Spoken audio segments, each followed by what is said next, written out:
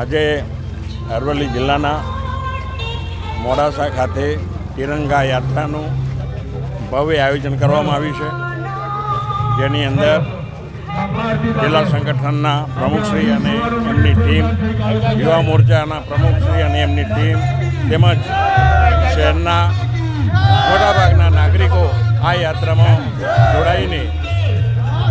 જોડાયા છે.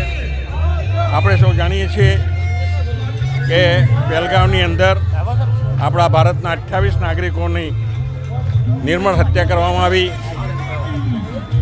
એના અનુસંધાનમાં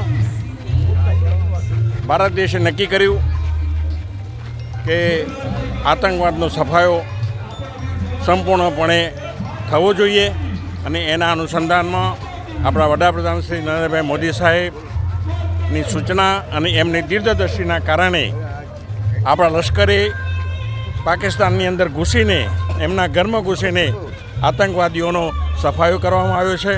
આજે દેશની અંદર ભારતીય જનતા પાર્ટીની સરકાર છે, ત્યારે તમામ પક્ષોએ આ ભારતીય જનતા પાર્ટીને અને મોદી સાહેબના નેતૃત્વમાં વિશ્વાસ મૂકીને બધાએ એકજૂટ થઈને એમ કીધું કે ભારત દેશ એકજૂટ છે અને કોઈપણ સંજોગોમાં આતંકવાદનો સફાયો કરીને જ રહેશે.